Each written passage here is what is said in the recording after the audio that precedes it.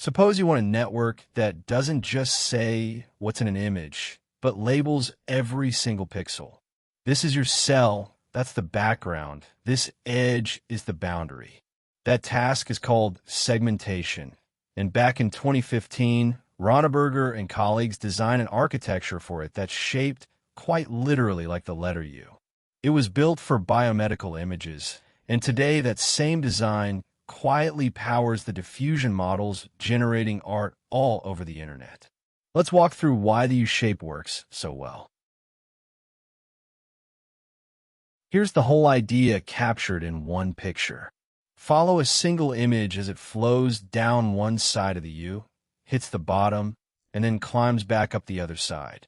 Going down the left side, we have the contracting path, the encoder. It repeatedly downsamples the image, shrinking the spatial size while stacking up more feature channels. Think of it as answering the question, what is in this image, by trading away resolution for meaning. At the bottom of the U sits the bottleneck. Here the image has become tiny in width and height, but rich in features. This is the most compressed, most abstract representation, holding the big picture context before we start rebuilding the detail. Now we climb the right side, the expanding path, the decoder. It upsamples step by step, growing the spatial resolution back toward the original size. Its job is answering the other question, where exactly is each thing, so it can eventually label every pixel. And here's the clever bit that makes it all work. Skip connections copy the high-resolution feature maps from each encoder level straight across to the matching decoder level. So the fine spatial detail that got lost on the way down is handed right back on the way up. To really feel why those skip connections matter so much, let's compare UNet directly against a plain, stripped-down version of the very same idea. Picture a straightforward encoder and decoder with nothing bridging them. You squeeze the image down, then blow it back up. The trouble is upsampling from that tiny compressed representation can only guess at fine detail, so boundaries come out blurry and smeared. The where question never gets a sharp answer. Now, add the skip connections, and everything changes.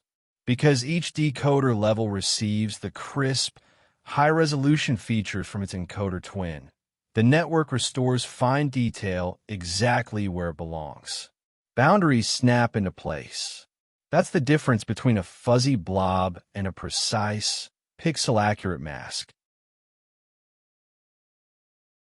So let's pull out the three ideas that define this architecture and explain why it's still absolutely everywhere in deep learning today. Start with the symmetry. A contracting path captures context on the way down, and a mirror image expanding path recovers resolution on the way up. That balanced U-shape is the whole signature of the design. Then come the skip connections. By carrying high-resolution detail across the gap, they let the model produce sharp boundaries and train, well, even from just a handful of labeled images, which is exactly what biomedical work demands. And finally, its reach. The network produces a full-resolution mask in a single pass, labeling every pixel at once, and it trains well from just a few images. That same architecture then became the denoising backbone inside diffusion models, predicting the noise to remove at each generation step. All right, let's lock in the 4 things worth remembering about UNet. First, the network was built for segmentation, labeling every single pixel in an image. And it was introduced by Ronneberger and colleagues back in 2015 for biomedical scans. Second, that symmetric U-shape means an encoder that downsamples to capture context and a decoder that upsamples to recover where things are. Third, the skip connections are the secret. They carry fine detail across the U, so the masks come out crisp instead of blurry. And fourth, this same network is the engine inside diffusion models today. If you enjoy having these architectures unpacked in plain language, Standarity.com is where a whole library of them lives. Come explore it.